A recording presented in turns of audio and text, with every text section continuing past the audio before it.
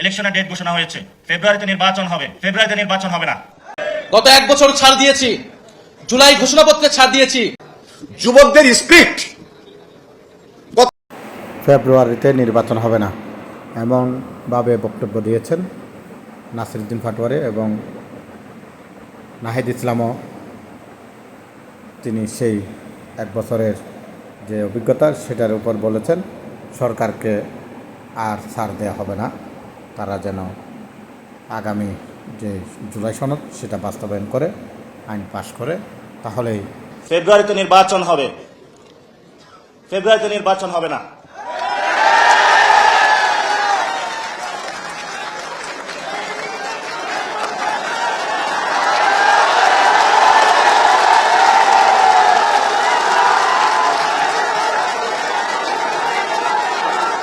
শুনেন,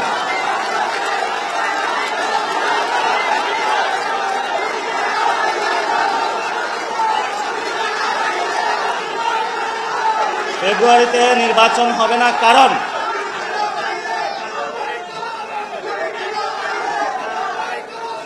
কারণ কারণ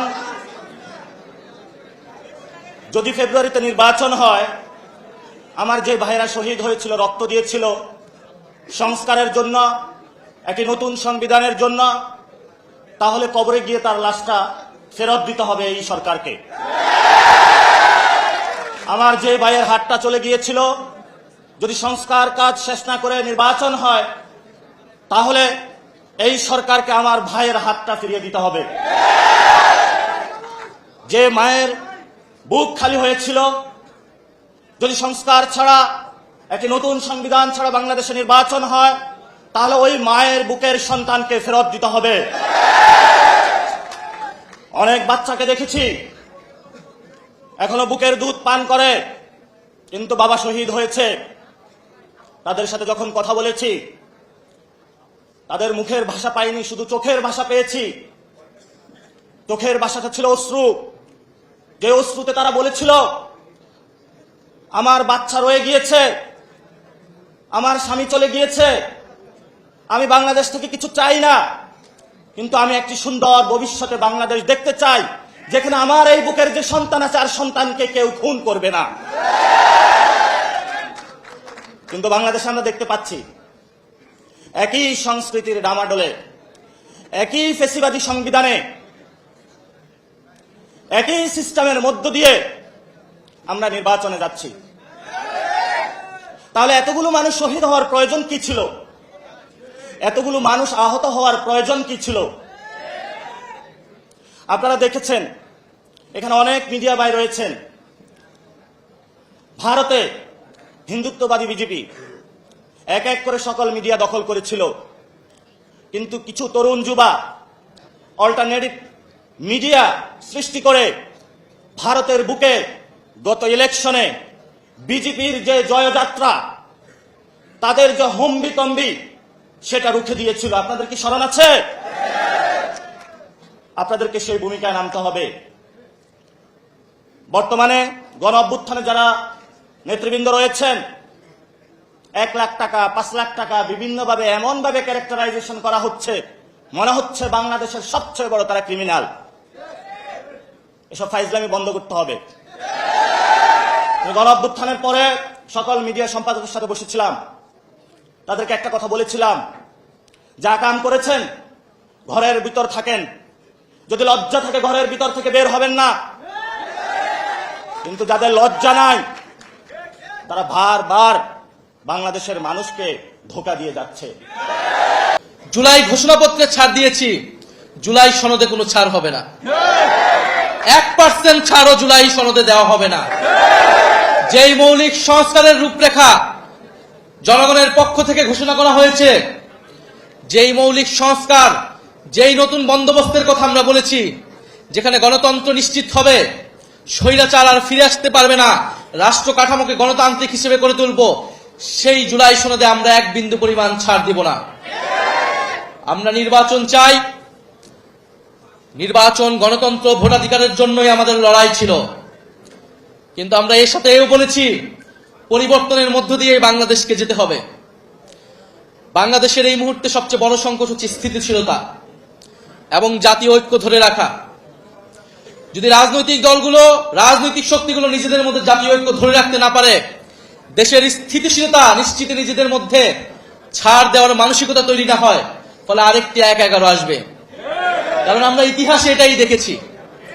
আমরা মনে করি রাজনৈতিক সমস্যার সমাধান রাজনৈতিক দলগুলোকেই বসে করতে হবে এবং সেই সংস্কৃতি বাংলাদেশে কায়েম করতে হবে। যদি রাজনৈতিক দলগুলো ব্যর্থ হয়, লাভবান হবে ডিজিএফআই, লাভবান হবে অরাজনৈতিক শক্তি, লাভবান হবে বিভিন্ন বৈদেশিক শক্তি। আমরা গণ অভ্যুত্থানের ফলে যেই জাতীয় ঐক্যের স্বার্থে, বাংলাদেশের স্থিতিশীলতার স্বার্থে গত ১ বছর ধরে গণ অভ্যুত্থানের শক্তি, বৈষম্য বিরোধী শক্তি, জাতীয় নাগরিক পার্টি বারবার ছাড় দিয়ে গিয়েছে, কিন্তু ছাড় দিতে দিতে আমরা শেষ প্রান্তে এসেছি। আমরা এবার ছাড় দিব না।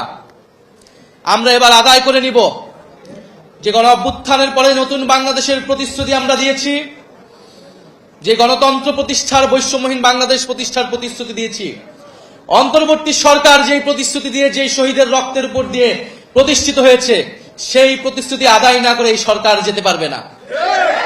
সেই প্রতিশ্রুতি বাস্তবায়ন না হওয়া পর্যন্ত কোন রাজনৈতিক দল ক্ষমতায় আসতে পারবে না। ফলে আমরা এখনো বলবো, আসুন জাতীয় ঐক্যের স্বার্থে, স্থিতিশীলতার স্বার্থে আমরা সেই প্রতিশ্রুতিগুলো একে একে পূরণ করি।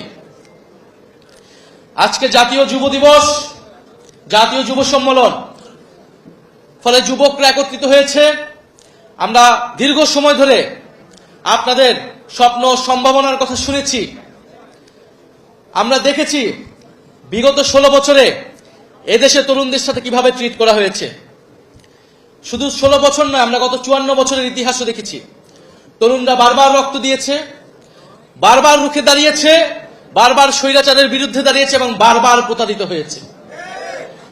গত 16 বছর ধরে বারবার রাজনৈতিক দলগুলোর পক্ষ থেকে, ফ্যাসিবাদ বিরোধী দলগুলোর পক্ষ থেকে আহ্বান করা হয়েছিল, তরুণরা কেন রাজপথে নেমে আসছে না, ছাত্ররা কেন রাজপথে নেমে আসছে না।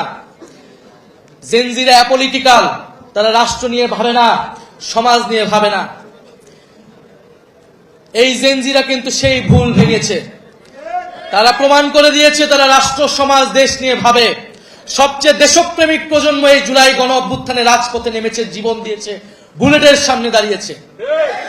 কিন্তু বিনিময়ে কি পেয়েছে? যদি এই তরুণদেরকে আমরা বাংলাদেশের যারা ক্ষমতা কাঠামো রয়েছে, যারা ক্ষমতা নির্ধারণ করে, তারা যদি আবারও প্রতারিত করি, এই দেশের আর কোনো ভবিষ্যৎ নাই। তরুণরা বারবার জীবন দিবে, রক্ত দিবে রাজনৈতিক দলগুলোকে ক্ষমতায় নেওয়ার জন্য, আর বাংলাদেশের মহানগরের ভাগ্যের কোনো পরিবর্তন হবে না, এইটা বাংলাদেশের তরুণরা আর মেনে নেবে না।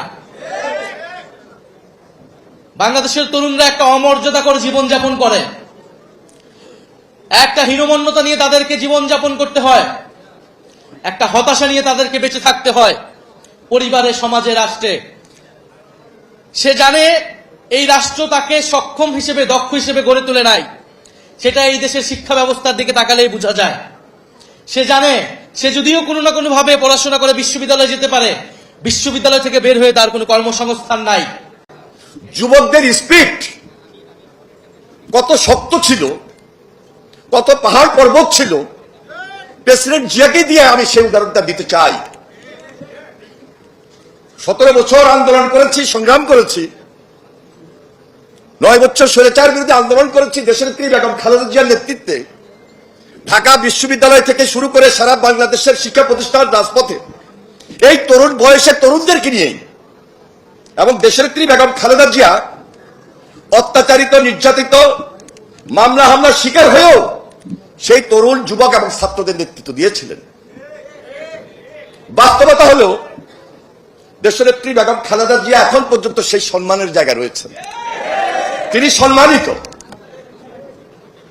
আমাদের ভারপ্রাপ্ত চেয়ারম্যান জনাব তারেক রহমান, তিনি তরুণদের স্পিরিটকে ধারণ করেন।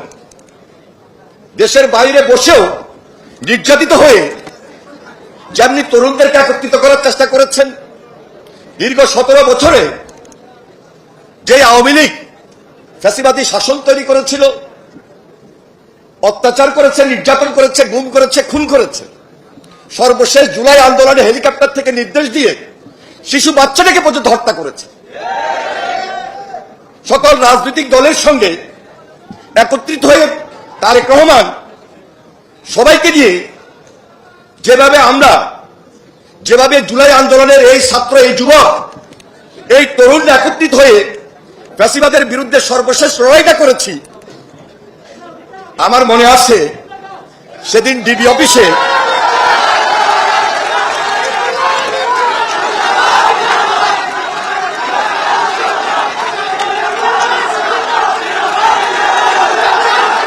আমি আন্তরিকভাবে ধন্যবাদ জানাই